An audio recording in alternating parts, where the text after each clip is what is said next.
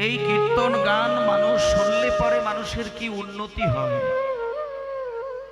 কেন মানুষ কীর্তন শুনবে? এই দিকটা মানুষের কাছে পরিষ্কার হতে হবে। একমাত্র কীর্তন গান আর বাকি পৃথিবীর যে কোনো গান বাজনা, দুটো গান বাজনার ধারা বা দুটো গান বাজনার উপকার কিন্তু এক নয়। কীর্তন গান শুনলে পরে মানুষের যে জিনিসটির পরিবর্তন ঘটে, বিশ্বের অন্যান্য কোনো গান বাজনায় সেটি কিন্তু ঘটেনি।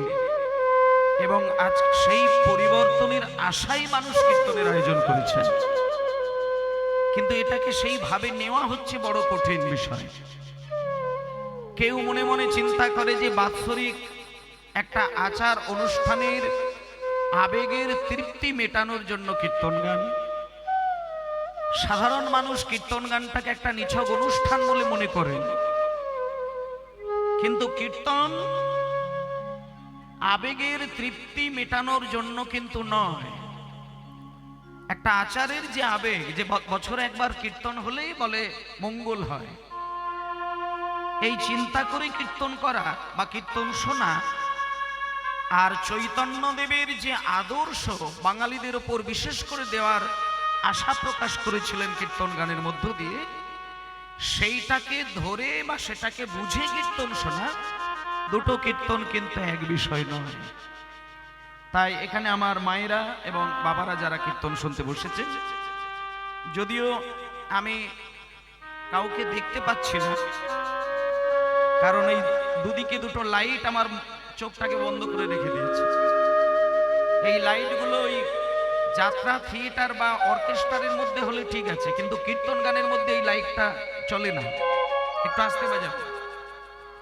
কীর্তন গান হচ্ছে ধর্মীয় অনুষ্ঠান, এখানে ভক্তের সঙ্গে ভগবানের মিলনের যে একটা খুব গুরুত্ব রয়েছে, সেটা লক্ষ্য করে কীর্তনের আসরটি সাজাতে হয়। আপনারা ভক্তের আসনে বসে আছেন আর আমি কীর্তনিয়ার আসনে দাঁড়িয়ে রয়েছি, কিন্তু ওই আপনাদের শ্রবণ আর এইখানে কীর্তন, এই দুটোর মধ্যে নয়নের সঙ্গে নয়নের যদি সম্পর্ক তৈরি না হয়, সে কীর্তন নিছক একটা অনুষ্ঠান হবে, সেখানে আবেগ বা ভাব কিছু থাকবে না। এটা অন্যান্য গান বাজনা হলে ঠিক আছে, কিন্তু আমি তো কাউকে দেখতেই পাচ্ছি না, তবু করতে হবে, কমিটির যেহেতু সিস্টেম সেটা মানতে হবে। তা সেই জন্য আমি কীর্তন গাইতে বাধ্য হচ্ছি, কিন্তু কীর্তনের যে পরিবেশটা থাকা উচিত সেটা কিন্তু পাওয়া যাচ্ছে না। বাকি সব ঠিক আছে, তবু আপনাদেরকে আমি অনুরোধ করব যে কীর্তন যেহেতু শুনতে বসেছেন, আর আমরা যেহেতু মানুষ, আমরা পশুও নয়, পাখিও নয়, গাছপালাও নয়, আর জলের কোনো কৃমি কীটও নয়, আমরা হলাম মানুষ। আর মানুষের দেহ আর অন্যান্য পশু পাখিদের দেহ, দুটি দেহের মধ্যে কিন্তু আকাশ পাতাল একটি তফাৎ কিন্তু দেখা যায়। সেই তফাৎটি কি, সেটাই আজকে শুরুতেই বলে কীর্তন গানের মধ্যে চলে যাব। পশু পাখির দেহ আর মানুষের দেহ, দেহের দিক থেকে বিচার করলে একই, কারণ ওখানেও রক্ত মাংস হাড়, আর মানুষের দেহের মধ্যেও রক্ত মাংস হাড়ের পিণ্ড, এর বাইরে কিছু নেই। কিন্তু এই যে রক্ত মাংস হাড়ের যে খাঁচা, আর পশু পাখির দেহের মধ্যে যে রক্ত মাংস হাড়ের খাঁচা, এই দুটো খাঁচার ভেতরে যে অচিন পাখিটা লুকিয়ে রয়েছে, সেই অচিন পাখি কিন্তু দু ধরনের দেহের ক্ষেত্রে দুই ধরনের কাজ করে বেড়ায়। একটু ডাউন হয়েছে, ঠিক আছে, আমি নেভাতেও বলবো না, কারণ সিস্টেম থেকে বাইরে আমি বেরোতে বলছি না, তবে অনেকটা ডাউন হয়েছে, একটু দেখতে পাচ্ছি, ঠিক আছে। আর এদিকে লাইট থাকলে অসুবিধা ছিল না, ওই দিকটা একটা লাইট থাকলে ভালো হতো, এই যে আর কিছু না। আমার যেটা লাইট ছিল অসুবিধে নেই, একটা লাইট ওই দিকে থাকলে ভালো হতো, কারণ ওনাদেরকেও আমার দেখার প্রয়োজন আছে। ঠিক আছে, যদি সম্ভব হয় হবে, না হলেও অসুবিধে নেই। তা যাই হোক, মানুষের দেহের মধ্যে যে অচিন পাখিটা ঈশ্বর দিয়েছেন, যেটাকে বলা হচ্ছে জীব আত্মা। মায়েরা যারা এখানে কীর্তন শুনতে বসেছেন, আমি সকলকে হাত জোড় করে একটু অনুরোধ করব, আপনারা তো 12 মাসে 13টি পার্বণকে বিশেষ করে গ্রহণ করেন, যেমন দুর্গাপুজো আসলে পরে দুর্গাপুজোর অষ্টমীর অঞ্জলি দেন। এই যেমন আজকে আপনাদের গ্রামের মধ্যে এত সুন্দর একটা মন্দির প্রতিষ্ঠা হলো, সেখানে মায়ের আরাধনা করার একটা সুন্দর ক্ষেত্র তৈরি করেছেন। এগুলো হচ্ছে একাধারে বলা যেতে পারে বিগত জন্মের স্বীকৃতি না থাকলে গ্রামের মাঝখানে, পাড়ার মাঝখানে, বাড়ির মাঝখানে ধর্মীয় কোনো চিহ্নিতকরণ করা কিন্তু যায় না। একটা গ্রামে যখন মন্দির প্রতিষ্ঠা হবে, আমরা তো শুধু মন্দির প্রতিষ্ঠা করি আর নিছক লাইট প্যান্ডেল জ্বালিয়ে আনন্দ করি, কিন্তু ব্রাহ্মণ ঠাকুর যখন হোমযজ্ঞ শুরু করে সেখানে যে মন্ত্রগুলো আওড়ায়, সেই মন্ত্রের পুঙ্খানুপুঙ্খ ব্যাখ্যাগুলো যদি মানুষকে বোঝানো হয়, তাহলে বোঝা যায় যে একটা গ্রামে মন্দির প্রতিষ্ঠা করতে গেলে সেই মন্দিরের প্রত্যেকটি নিয়মাবলী যদি আমাদের মেনে চলতে হয়, সেটা মানুষের কত গভীর সাধনা থাকলে তবে সম্ভব, সেটা ছোট করে বাইরে থেকে বোঝা যায়। আর অনেক অনেক জন্মের স্বীকৃতি থাকলে তবে একটা মন্দির প্রতিষ্ঠা হয়, সেখানে প্রাণ প্রতিষ্ঠা করা হয়, সেখানে হোমযজ্ঞ করা হয়, সেখানে ব্রাহ্মণ সেখানে মন্ত্র ছড়িয়ে দেয়। যে মন্ত্রের অলৌকিক ক্ষমতা এই বাতাবরণের মধ্যে ছড়িয়ে থাকে, কেউ যদি জেনে বুঝে সেই মন্ত্র শোনে তাতেও তার কল্যাণ, আর না জেনেও যদি শুধু কান দিয়ে শোনে আর হৃদয় মাঝে যদি ছোঁয়াটা লাগিয়ে দেয়, তাতেও তার কল্যাণ হয়। সনাতন ধর্মের এত ক্ষমতা দিয়েছেন ভগবান, অন্যান্য কোনো জায়গায় কিন্তু ভগবান এগুলো দেখান নেই। একমাত্র সনাতনী যারা, তাদের সচেতন হওয়ার একান্ত প্রয়োজন।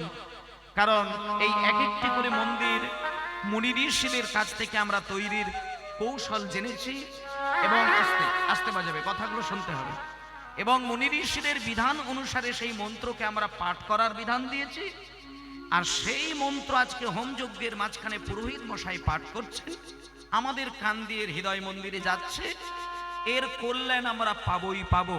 কিন্তু একটা দিকে সচেতন প্রত্যেককে হতে হবে। প্রত্যেকটি হিন্দু, কে ভগবান মানবে কে মানবে না সেটা বলছি না, কে নাস্তিক কে আস্তিক আমি সেটা বলছি না, কে মাতাল আর কে অমাতাল ও নিয়ে বিচার করছি না, মূর্খ পণ্ডিত ধনী দরিদ্র মাতাল অমাতাল ওসবের বিচার নয়।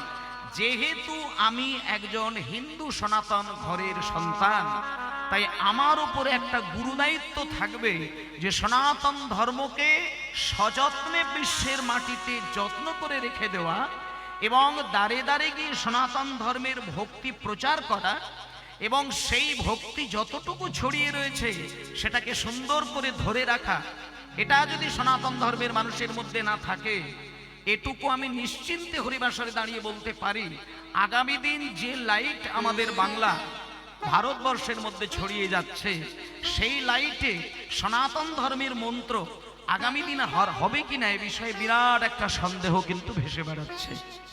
আজকে আপনি মন্দির করেছেন, কীর্তনিয়া নিয়ে এসে কীর্তন করছেন, মাইক দিয়েছেন, চারিদিকে মাইক বাজছে, কিন্তু এই মাইক বাজিয়ে প্যান্ডেল তৈরি করে ব্রাহ্মণ ডেকে কীর্তন করা কতগুলো বছর করতে পারা যাবে, এটা সন্দেহ রয়েছে এই মুহূর্তে দাঁড়িয়ে। এবং তার জন্য সব থেকে বড় দায়িত্ব হচ্ছে আমরা নিজেরাই। তাই আমি সবাইকে করজোরে বিনয় করে বলবো, কীর্তন গান আপনি ভালো লাগুক বা না লাগুক, মন্দিরে গিয়ে ভগবানকে মানেন বা নাই মানেন, একটা জিনিস আপনাকে জানতেই হবে এবং মানতেই হবে, আমার শরীরের যে ব্লাড, আমার শরীরের যে রক্ত, এই রক্ত কিন্তু সাধারণ কোনো মানুষের রক্ত কিন্তু নয়। এই যে এখানে মন্দির প্রতিষ্ঠা হলো, ব্রাহ্মণের কাছে যখন আপনি ডালা সাজিয়ে ধরাবেন, এক একটি বাড়ি থেকে যখন ডালা দেবেন, ব্রাহ্মণ দেখবেন আপনার গোত্রের পরিচয়টা জানতে চাইবে, যে গোত্রটা কি সেটা লিখে দিয়ে যাও। কারণ সেই গোত্র ধরে তার নামটা যদি উচ্চারণ না করা যায়, তাহলে আপনার নামের পুজোটা কিন্তু আপনার নামে সংকল্প হবে না। কারণ আপনি একজন ব্যক্তি, কিন্তু আপনি কোন রক্ত নিয়ে বয়ে বেড়াচ্ছেন সেটা গোত্রের নাম না বললে আপনি সেই রক্তের মানুষ বলে প্রমাণ হবে না।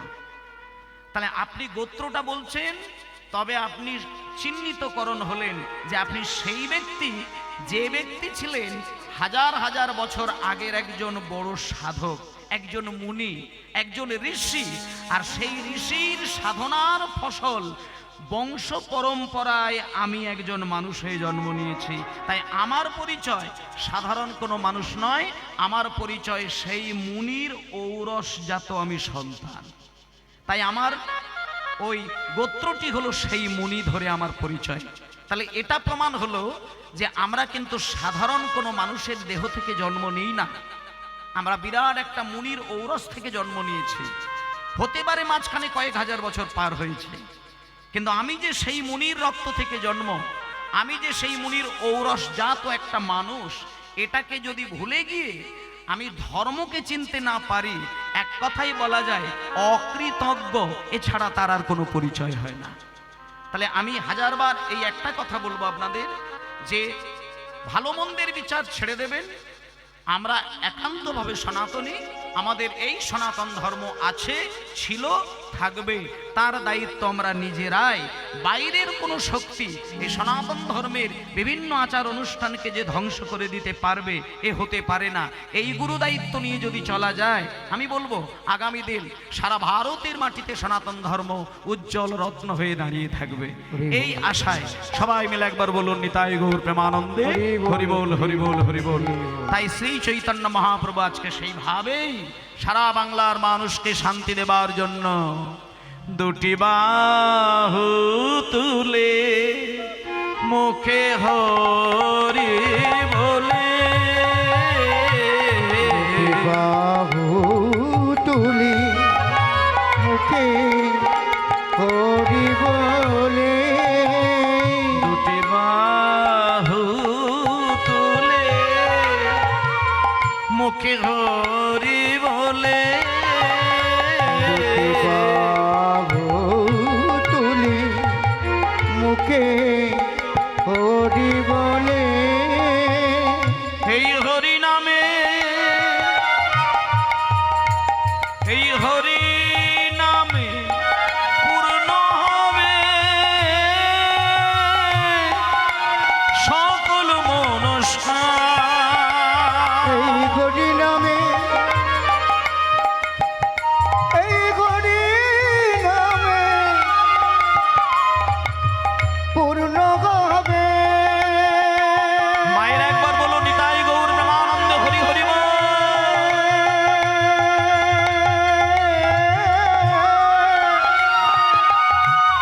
সকল মনস্কার এই হরি নামে পূর্ণ হবে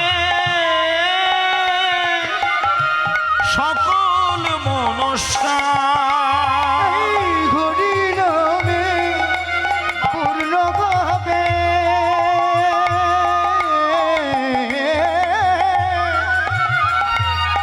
সকল মনস্কার।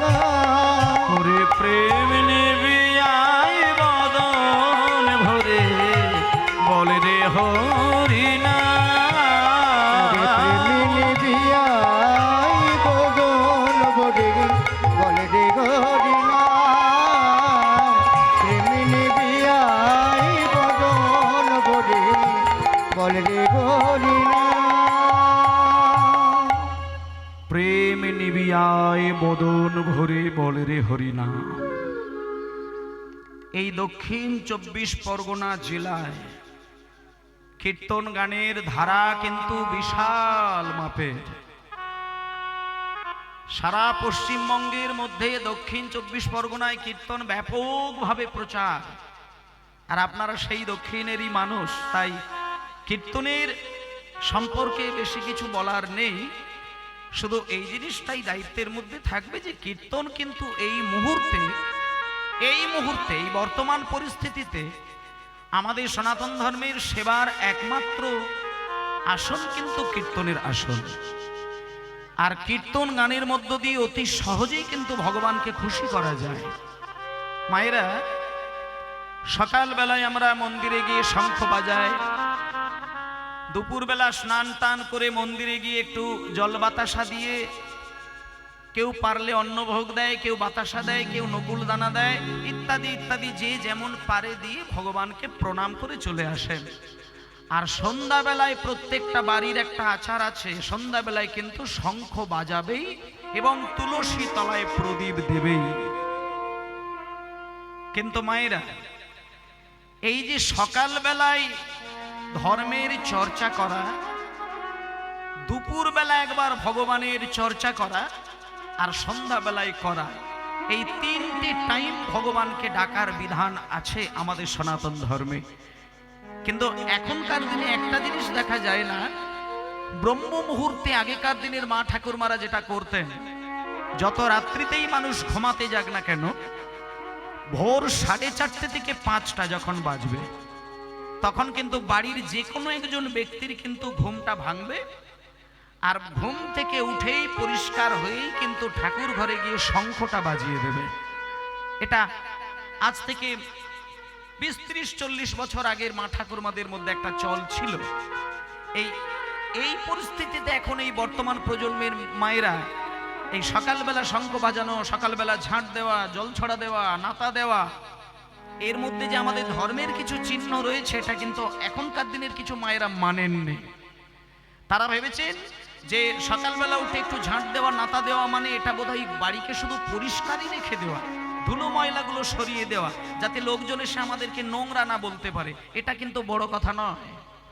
আপনি ধুলো ময়লা সরিয়ে দেওয়ার জন্য ঝাঁট দিলেন, ধুলো ময়লাগুলো না দেখতে পাওয়ার জন্য নাতা দিলেন, তা নয়।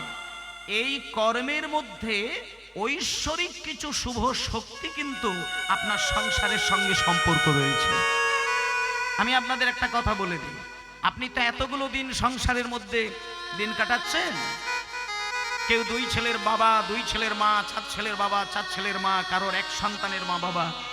কিন্তু দেখবেন, ছেলেকে শিক্ষিত করবেন, মেয়েকে শিক্ষিত করবেন, অনেক অনেক বড় বড় কথা শিক্ষা দেবেন, পণ্ডিত তৈরি করবেন, চাকরি পাইয়ে দেবেন, কিন্তু মানুষ কিন্তু 3টে সমস্যা নিয়ে কিন্তু জর্জরিত হয়ে আছে।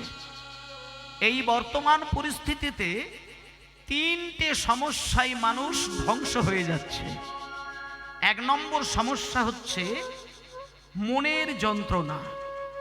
আপনার টাকা রয়েছে, সোনাদানা রয়েছে, গয়নাকাটি রয়েছে, স্ত্রী রয়েছে, স্বামী রয়েছে, আত্মীয় পরিজন রয়েছে, কিন্তু মনের যন্ত্রণাটা যে কোথা থেকে আসছে এটা আপনি হিসাব করলেও খুঁজে পাবেন না। মানসিক যন্ত্রণা, এটা হলো মনের ব্যাধি। এটা টাকা পয়সা দিয়ে সরানো যায় না, এটা কোনোদিন আপনি হাজার চিন্তা করেও দূর করতে পারবেন না।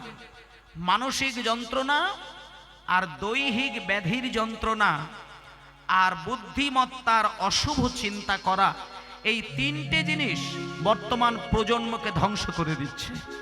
তাই মায়েরা, আজকে আপনার ছেলেটাকে মানুষ করবেন, মেয়েটাকে মানুষ করবেন, নাতিটাকে মানুষ করবেন, এর মধ্য দিয়ে যদি আপনি শুধু স্কুল কলেজের চিন্তাই করেন আর আধ্যাত্মিক পথ যদি আপনি না দেখাতে পারেন, এইটুকু গ্যারেন্টি দিয়ে বলা যায়, আধ্যাত্মিক রসের রসিক যদি সন্তানের মধ্যে কণামাত্র না দেখা যায়, একটা মানুষ কোনোদিন আদর্শ পরিপূর্ণ মানুষ হতে পারে না। যেমন তার ছোট্ট প্রমাণ একটা দিয়ে দিই, আজ থেকে 100 বছর আগে, 100 যেমন আমি 50 বছর আগেকার গল্প বলবো, 50ও নয়, 40 বছর আগের গল্প বলছি, 30-40 বছর আগে। 30-40 বছর আগে এখানে যাদের বয়স 50-60 বছর তারা এগুলো জানবেন। আজ থেকে 35-40 বছর আগে যেভাবে এখন বর্তমানে সারা বাংলার মাটিতে, গ্রামে গ্রামে, বাড়িতে বাড়িতে, পাড়ায় পাড়ায় বড় বড় কীর্তনিয়াদেরকে নিয়ে এসে কীর্তন গান করা হচ্ছে, এটা 40 বছর আগে তার সিকি ভাগও কিন্তু ছিল না। কিন্তু এখন বাড়িতে বাড়িতে হরিনাম, বাড়িতে বাড়িতে কীর্তন, সারাদিন ধরে 3 ঘন্টা ছাড়া ছাড়া বড় বড় কীর্তন গান। কিন্তু বলুন, 40 বছর আগে কীর্তন গান হতো না, কিন্তু এখন তার থেকে 100 গুণ বেড়েছে। 40-50 বছর আগে বাড়ির ছেলে মেয়েরা এত উচ্চ শিক্ষিত ছিল না, কিন্তু এখন প্রত্যেকটি বাড়িতে উচ্চ শিক্ষিত ছেলে মেয়ে তৈরি হচ্ছে। কিন্তু দুঃখটা একটা জায়গায়, তখন হরিনামও হতো না আর পড়াশোনারও এত ব্যাপক চল ছিল না, কিন্তু সারা বাংলায় বৃদ্ধাশ্রম তখন তৈরি করার প্রয়োজন হতো না। কিন্তু এখন বৃদ্ধাশ্রম আপনি বাংলার মধ্যে খুঁজে গুনে গুনে আপনি হিসাব মেলাতে পারবেন না। হাজার হাজার সারা বাংলায় বৃদ্ধাশ্রম। এখন যদি দুম করে একটা বৃদ্ধ মা, বৃদ্ধ বাবা, বৃদ্ধা মা বা বৃদ্ধ বাবা যদি মনে করে যে আমি বৃদ্ধাশ্রমে গিয়ে থাকবো, বাড়িতে থাকবো না, আপনি বৃদ্ধাশ্রমে গিয়ে সিট পাবেন না, থাকার সুযোগ পাবেন না। এত সেখানে লাইন দিয়েছে শুধু বৃদ্ধাশ্রমে থাকার। আচ্ছা, এইখানে একটা বড় কথা বলি, একটা মানুষ সারা জীবন মাথার ঘাম পায়ে ফেলে 10 মাস 10 দিন গর্ভে সন্তানকে ছোট্ট থেকে বড় করে সেই গর্ভ যন্ত্রণা, মৃত্যু সমান যন্ত্রণাকে ভোগ করে সেই ছেলেটাকে কোলে করে লালন পালন করে দুগ্ধ পান করিয়ে ছেলেটাকে বড় করে সেই মাকে যদি শেষ ঠিকানা হিসেবে বৃদ্ধাশ্রমে যেতে হয়, তাহলে তার সেই নরজনম বৃথা। তাহলে এত কিছু করেও মা বাবাদেরকে বৃদ্ধাশ্রমটাকে শেষ আশ্রয় করে নিতে হচ্ছে। তার কারণ কি? তার কারণ কিন্তু একটাই পয়েন্ট, আমি হলফ করে বলতে পারি, একমাত্র মানুষ অমানুষ হয় শুধুমাত্র আধ্যাত্মিক রসের রসিক নয় বলে। যে ব্যক্তির মধ্যে আধ্যাত্মিকতার কণামাত্র ছোঁয়া থাকে, যে ব্যক্তি আধ্যাত্মিকতার পথে কিঞ্চিত দুপা হেঁটে যেতে পেরেছে, সেই মানুষটা মা বাবাকে বৃদ্ধাশ্রমে পাঠাতে গেলে 10 বার চিন্তা করবে। একটা কৃষ্ণ ভক্ত সন্তান কোনোদিন মা বাবার ওপরে অবিচার করতে পারে না। এবার যদি কোনোদিন এইরকম হয়তো উল্টে প্রশ্ন করতে পারেন যে বাবা, আমার পাড়ায়, আমার গ্রামে, আমার আত্মীয়দের মধ্যে আমি একজনকে দেখেছি গলা ভর্তি করে তুলসী মালা নিয়েছে, জপের মালায় নাম করে, বছরে 10 বার বৃন্দাবনে যায়, কিন্তু আমি শুনেছি মা বাবাকে খেতে দেয় না, আমি গ্যারেন্টি দিয়ে বলি ওকে আপনি বৈষ্ণব বলবেন না। গলা ভর্তি করে মালা নিয়ে জপের মালায় নাম করে বৃন্দাবনে 10 বার যায়, অথচ মাকে খেতে দেয় না। আপনি ভাবলেন উনি বৈষ্ণব? উনি কপট, উনি কপট, উনি বৈষ্ণবের একটা মুখোশ পরে ঘুরে বেড়াচ্ছে, আসলে বৈষ্ণব নয়, ওর ভেতরে পশু সত্ত্ব বিরাজ করছে। যার মধ্যে কিঞ্চিত বৈষ্ণবের কণা থাকে, যার মধ্যে কিঞ্চিত কৃষ্ণের অনুরাগ হৃদয়ে মেশানো থাকে, সেই ব্যক্তি নিজে খেতে গেলে মায়ের কাছে গিয়ে একটা বারের জন্য জিজ্ঞেস করে, মা তুমি খেয়েছো? বাবা তুমি খেয়েছো? এই যে মা বাবার সুখের চিন্তা করে তবে নিজেকে সুখ ভোগ করেন কে? একমাত্র কৃষ্ণ ভক্ত সন্তান। তাই মা বাবার গুরুদায়িত্ব থাকবে যে আমার ছেলেকে উচ্চশিক্ষিত তৈরি করব, এটা আমার প্রয়াস, কিন্তু তার আগের বাসনা থাকবে তাকে আমি কৃষ্ণ ভক্ত করব। বাইরের লোক দেখানো কৃষ্ণ ভক্ত নয়, অন্তত একটা আদর্শ মানুষ হওয়ার জন্য কৃষ্ণ ভক্ত। তুলসীমালা গলায় নিয়ে বৈষ্ণব সাজার জন্য কৃষ্ণ ভক্ত নয়, একটা খাঁটি মানুষ হওয়ার জন্য কৃষ্ণ ভক্ত। হতে পারে তোমার গলায় মালা নেই, হতে পারে তুমি তিলক সেবা করনি, হতে পারো তুমি নিরামিষ আহার করনি, হতে পারো তুমি মন্দিরে গিয়ে প্রণাম করনি, কিন্তু কৃষ্ণকে তুমি ভালোবাসো, নিতাইকে তুমি মানো, গৌরকে তুমি মানো। এই চেতনা যদি তোমার থাকে, তাহলে দেখবে তোমার মা বাবার প্রতি তোমার ভালোবাসা থাকবেই থাকবে। এটা শিব ঠাকুরের প্রমাণ দেওয়া রয়েছে। তাই ভক্তমণ্ডলী মায়েরা, আপনাদের গ্রামে এত সুন্দর হরিবাসরের মাঝখানে মায়ের প্রতিষ্ঠা, আমি সকলকে একটা অনুরোধ করব যে আধ্যাত্মিক রসের রসিক যদি আপনি হন, আপনি নিজেও সুখে থাকবেন, অপরকেও সুখে রাখবেন। যেটা দেখানোর জন্য সবার আগে বাংলার মাটিতে যার জন্ম হয়েছিল, তিনি হচ্ছেন আমার শ্রীকৃষ্ণ চৈতন্য মহাপ্রভু। তাই তিনি প্রেমানন্দে মেতে হরি বল, হরি নামের বন্যা ঝেয়ে এলো, হরি হরি হরি বল, মেতে হরি বল, হরি নামের বন্যা ঝেয়ে গেল। প্রেমানন্দে মেতে হরি বল, হরি নামের বন্যা ঝেয়ে গেল। প্রেমানন্দে মেতে হরি বল, হরি নামের বন্যা ঝেয়ে এলো। প্রেমানন্দে মেতে হরি বল, হরি নামের বন্যা ঝেয়ে গেল। প্রেমানন্দে মেতে হরি বল, হরি নামের বন্যা ঝেয়ে গেল। এমন বন্যা দেখি নাই, বন্যা দেখি নাই শুকনাতে তলায়, এমন বন্যা দেখি নাই শুকনাতে তোলায়, এমন বন্যা দেখি নাই শুকনাতে তোলায়। এমন বন্যা দেখি নাই শুকনাতে তলায়, বন্যা দেখি নাই শুকনাতে তোলায়। আর ডুবল নদীর পুরুষ নারী জাতের বিচার না।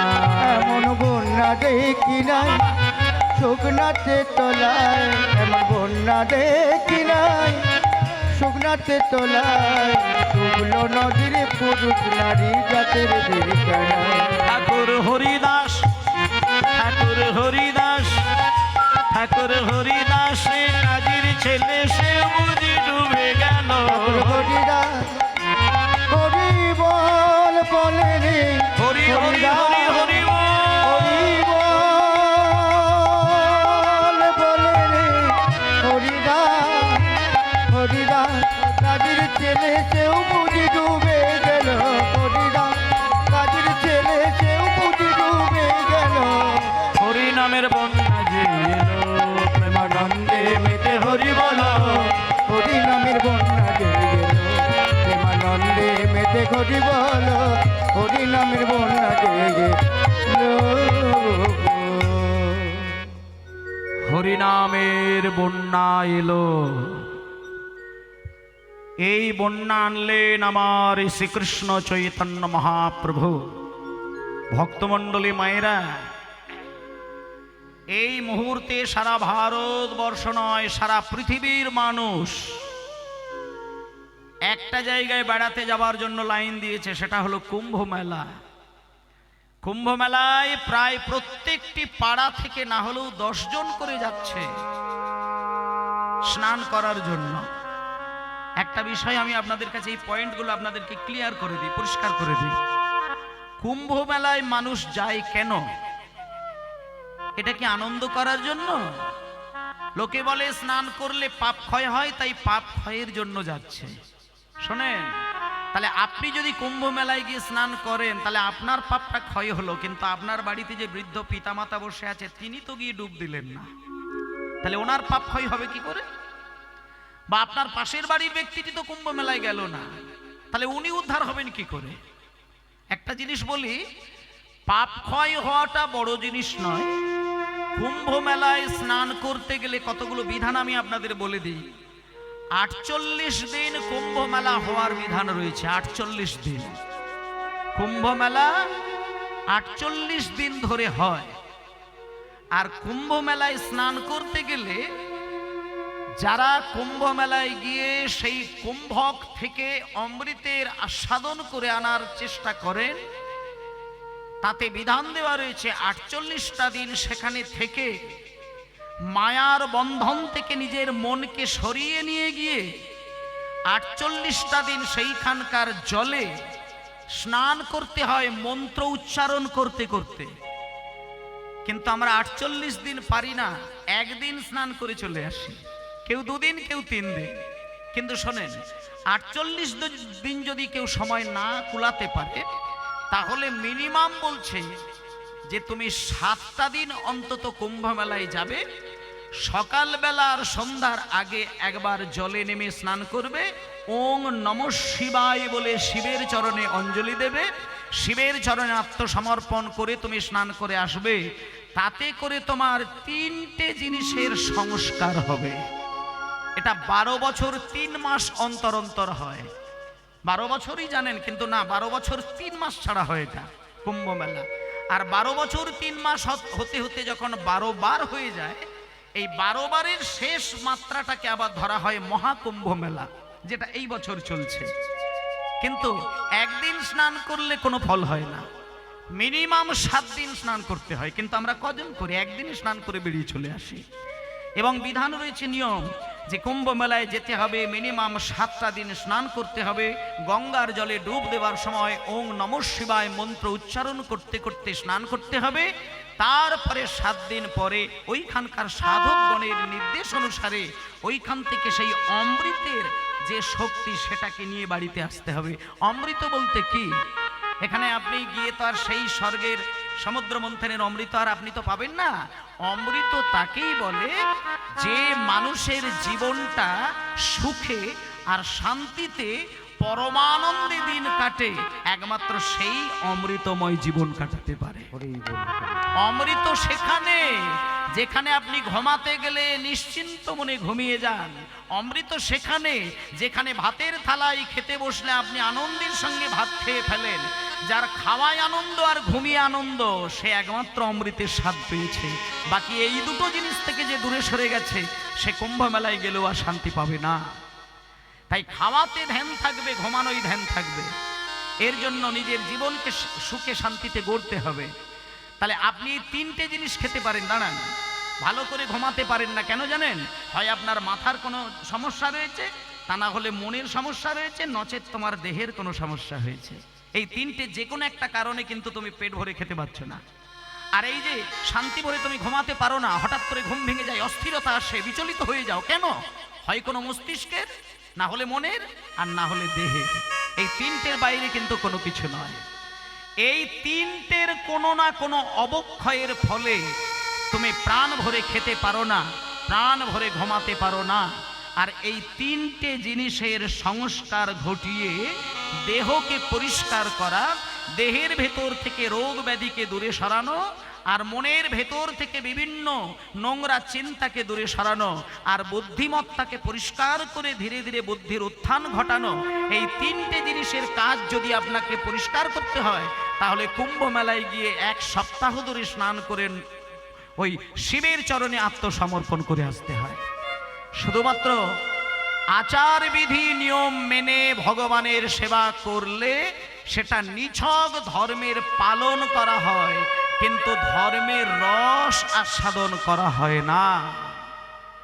আমি যদি কাউকে দান করলাম, সেই দান করার পরে আমি যদি মনে মনে নিজের অহংকার তৈরি করি, সেই দানের যেমন অপরাধ হয়ে যায়, তেমন আচার বিধি মেনে চললাম, তার ভক্তিটাকে নিতে শিখলাম না, বৈজ্ঞানিক কারণটাকে বুঝতে শিখলাম না, আধ্যাত্মিক প্রেমটাকে নিতে শিখলাম না, তাতে করে কোনোদিন ওই ধর্মের পথে গিয়ে নিজেকে সুখ শান্তিতে ভরানো যায় না। আজকে কীর্তন গানের একটা মহিমা দেখুন। এইখানে এই যে মন্দিরে দেবতার স্থান দিয়েছেন, আর তার মাঝখানে আমাদের এই কলিযুগের সবথেকে প্রধান যিনি প্রেম রত্নের ভান্ডার, যিনি অমৃতের ভান্ডার, যাকে হৃদয়ে জড়িয়ে ধরলেই আমরা আনন্দে থাকতে পারি, সেই চৈতন্য দেবের প্রেমময় কীর্তন গান আজকে এখানকার কমিটি দিয়েছেন। আপনারা ভাগ্যবান এবং আমরাও ভাগ্যবান। নিত্যানন্দ ত্রয়োদশীর মহাদিবসের দিনে তিথিতে আজকে নিতাই চাঁদের আর গৌরহরির কীর্তন হচ্ছে। তাই আমরা সবাই মিলে একটু উচ্চই সাথে বলুন, নিতাই গৌর রামানন্দে হরিবোল হরিবোল হরিবোল হরিবোল। ভজ রাধা কৃষ্ণ গোপাল কৃষ্ণ, কৃষ্ণ কৃষ্ণ বল মুখে মনোরে। ভজ রাধা কৃষ্ণ গোপাল কৃষ্ণ, কৃষ্ণ বল মুখে মনোরে। ভজ রাধা কৃষ্ণ গোপাল কৃষ্ণ, কৃষ্ণ কৃষ্ণ বল মুখে মনোরে। নামে বুক ভরে যায় অভাব মেটায়, নামে বুক ভরে যায় অভাব মেটায়, বুক ভরে যায় অভাব মেটায়, বুক ভরে যায় অভাব মেটায়, স্বভাব জাগায় মহাসুখে। ভজ রাধা কৃষ্ণ গোপাল কৃষ্ণ, কৃষ্ণ কৃষ্ণ বল মুখে মনোরে।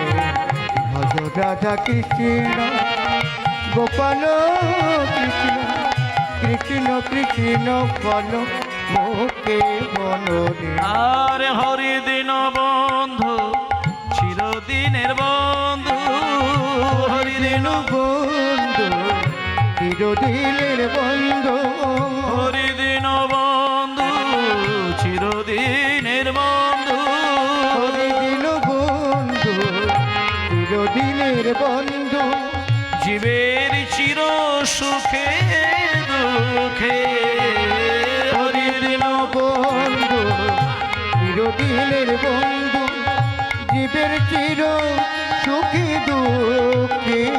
আমার ভজনারে অন্ধ চরণার বিন্দু, একবার ভজনা রে চরণার বিন্দু, আমার ভজনারে অধ চরণার একবার ভজনারি চরণার বিন্দ দুস্তর মায়ার বিপাকে ভজ রাধা কৃষ্ণ গোপাল কৃষ্ণ কৃষ্ণ কৃষ্ণ বল মুখে বলরে ভজ রাধা কৃষ্ণ গোপাল কৃষ্ণ কৃষ্ণ কৃষ্ণ বল মুখে বলরে ভজ রাধা কৃষ্ণ। বাহ, সুন্দর সুন্দর সুন্দর। শ্রী চৈতন্য মহাপ্রভুর প্রেমময় অমৃতের ভাণ্ডার এই কীর্তন গানে অনেক ভাগ্য ভালো করেছিলাম, তবে না আমরা বাংলার ঘরে জন্ম নিয়েছিলাম। ওমা, আজকে আপনি কত অহংকার করে গর্ব করে বলতে পারেন, মন্দিরে হরিনাম গাইতে পারেন, কিন্তু এককালে এই বাংলার মাটিতে ভয়ঙ্কর এক পরিস্থিতি চলেছিল, যে সময় আস্তে আস্তে যে সময় বাড়িতে বসে কীর্তন গাইলে তাকে টেনে নিয়ে গিয়ে তার জিহ্বা ছেদন করে দিতেন। এই বাংলাতে কিছু পাষণ্ড মানুষের বাস ছিল। মাগো, আজকে যদি আপনি চিৎকার করে হরিনাম করছেন, হরে কৃষ্ণ গাইছেন, তাতে আপনাকে কেউ বাধা দেবে না। কিন্তু এককালে এই বাংলা বাইরে যেতে হবে না, দেশের বাইরে যেতে হবে না, এই বাংলার মধ্যেই ঘটনা ঘটেছে। আপনি নিজের বাড়ির ভেতরে মন্দির তৈরি করে সেইখানে ভগবানের নাম করবেন, আপনার দরজা লাথি মেরে ভেঙে আপনাকে বাইরে টেনে নিয়ে এসে যে জিহ্বা দিয়ে ঈশ্বরের নাম করলেন সেই জিহ্বা ছেদন করে দেবে, এমন পাষণ্ড কাল্পিট মানুষ এই বাংলাতে ছিল এককালে। আজকে কিন্তু সেগুলো নেই। আজকে মাইক দিয়ে হরিনাম করলেও কেউ বলার কোনো কথা নেই, তার ক্ষমতা নেই। তবে আগামী দিন সম্ভব হতে পারে, সেই দিন আসতে চলেছে যেদিন আপনি হরিনাম করলে আপনার জিহ্বা ছেদন করবে। তৈরি থাকতে হবে সেই দিন যেন কোনোদিন না হয়। তা ভক্তমণ্ডলী মায়েরা, আজকে সারা বাংলা একমাত্র প্রেমের ভাণ্ডার তিনি হলেন শ্রীকৃষ্ণ চৈতন্য মহাপ্রভু, আর তারই সঙ্গে অভিন্নতম এক শক্তি যার নাম হলো শ্রী নিত্যানন্দ। সেই নিত্যানন্দ প্রভু জন্ম নিয়েছিলেন বীরভূম জেলায় একচক্রা গ্রাম, কিন্তু এখন সেটা একচক্রা নয়, সেটা বীরচন্দ্রপুর হয়ে গেছে, এবং সেটাই আজকের দিনেই তার জন্ম। আজকে কিন্তু একটা শুভ দিন, আজকে একটা ভালো দিন। আজকের দিনে কীর্তন সব জায়গায় হয় না, যে আজকের দিনে কীর্তন হচ্ছে মানে অপার করুণা আপনাদের উপরে বর্ষিত হয়েছে। কিছু কিছু দিন আছে যে দিনে ভগবানের নাম করলে ভগবান একটু বেশি বেশি করে ভক্তকে কৃপা করেন। যেমন আমি একটা উদাহরণ দিয়ে বলি, আপনি বাড়ির জামাইকে যতই ভালোবেসে মিষ্টি সন্দেশ রসগোল্লা খাওয়ান না কেন, আপনি প্রত্যেকটা দিন 365 দিনে প্রতিদিন জামাইকে মিষ্টি খাওয়াবেন, কিন্তু জামাই ষষ্ঠীর দিনে জামাইকে নিমন্ত্রণ করবেন না, তাতে কিন্তু জামাই কষ্ট পাবে। কিন্তু আপনি সারা বছর জামাইকে নিমন্ত্রণ না দিয়ে জামাই ষষ্ঠীর দিনে জামাইকে নিয়ে এসে মিষ্টি সন্দেশ খাইয়ে আদর যত্ন দেখালে জামাই কিন্তু খুশি হয়। তেমন সারা বছর ভগবানকে ডাকেন না ডাকেন, বিশেষ বিশেষ কিছু তিথি আছে, বিশেষ বিশেষ কিছু দিন আছে, ক্ষণ আছে, পল আছে, সেই সময় যদি ভগবানের নাম করেন, ভগবান মনের দরজা খুলে অপার করুণা বর্ষিত করে দেন সেই ভগবান ভক্তকে। তাই এই নিত্যানন্দ ত্রয়োদশীর দিনে যদি কেউ নিতাই চাঁদের গুণকীর্তন করে, নিত্যানন্দ ত্রয়োদশীর দিনে যদি ঈশ্বর চৈতন্য মহাপ্রভুর কীর্তন করেন, তাহলে কিন্তু এমনিতে করা আর এই দিন করা আকাশ পাতাল ফেরাক হয়ে যায়। তাই আজকের দিনে আপনারা জানেনও না যে আজকের দিন কীর্তন করা মানে কি আলাদা করে কিছু পাওনা? অবশ্যই পাওনা, কোটি কোটি আলাদা পাওনা আপনি পেয়ে গেলেন। নিতাই চাঁদ আবির্ভাব হয়েছিল এই বাংলার বীরভূম জেলার একচক্কার গ্রামে। যারা তারাপীঠ মায়ের মন্দিরে বেড়াতে যান, আমি আপনাদের বলে দেব, একটা কথা বলে দিই, তারাপীঠে মন্দিরে গেলে, মায়ের মন্দিরে গেলে তো আপনারা অবশ্যই ডালা সাজিয়ে মাকে লাইন দিয়ে, ডালা সাজিয়ে পুজো দিয়ে বাড়ি চলে আসেন। কিন্তু একটা কথা বলি, তারাপীঠ মায়ের মন্দিরে গেলে ওখান থেকে বেশি নয়, একেবারে গোনাগন্তি করে বলে দিচ্ছি 10 কিলোমিটার দূরে হচ্ছে নিতাইয়ের জন্মস্থান। তারাপীঠ থেকে 10 কিলোমিটার দূরে নিতাই বাড়ি, সেখানে শ্রী নিত্যানন্দ জন্মগ্রহণ করেছিলেন। আর একটা সব থেকে বড় কথা বলতে হয়, এই বাংলার মাটিতে অনেক অনেক মহাপুরুষ আছেন, যেমন রামচন্দ্রের জন্মস্থান নিয়ে বিতর্ক চলছিল বেশ কয়েক বছর আগে, আপনারা জানেন। আর চৈতন্যদেবের জন্মস্থান নিয়ে এখনো বিতর্ক হচ্ছে, পরিষ্কার নেই। কেউ বলে গঙ্গার এপারে জন্ম, কেউ বলে গঙ্গার ওই পারে জন্ম, কিন্তু একজনের জন্মস্থান নিয়ে এখনো কোনো বিতর্ক হয়নি। তিনি হচ্ছেন আমার নিত্যানন্দ মহাপ্রভু। তেনার সেই জন্মস্থান এখন অক্ষত অবস্থায় রয়েছে। আপনারা অবশ্যই যাবেন, যেটা আজকের দিনে জন্মগ্রহণ করেছিলেন নিতাই। এবং সেই নিতাই যখন 12 বৎসর বয়সী ছিলে, তখন আমার ছোট্ট সোনা গৌরহরিকে পেলেন। তাই মাগো, 12 বছরের নিতাই, তার 12 বছর পরে আমার গৌর সুন্দর, এখানে নদিয়ার গৌরহরি, আর সেইখানে ছিল নিত্যানন্দ। আজকে যাকে আমরা নিতাই নামে চিনি, তিনিই ছিলেন দাপর যুগে কৃষ্ণের দাদা বলাই, তিনিই ছিলেন রামচন্দ্রের ভাই লক্ষণ, তিনিই ছিলেন সত্যযুগের শঙ্কর্ষণ।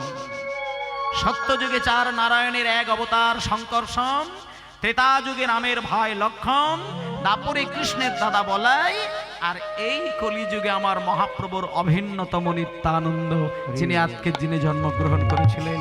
তা সেই আমরা অযাচিতভাবে নিতাই গৌরকে একসঙ্গে আজকের দিনে আমরা পেয়ে গেলাম।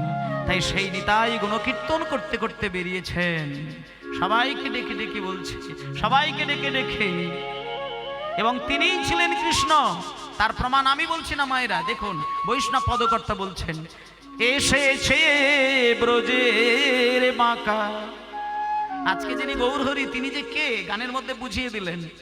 এসেছে ব্রজের বাঁকা কালো সখা, দেখবে আয় তোদের কোথায় সোনার নদিয়ায়।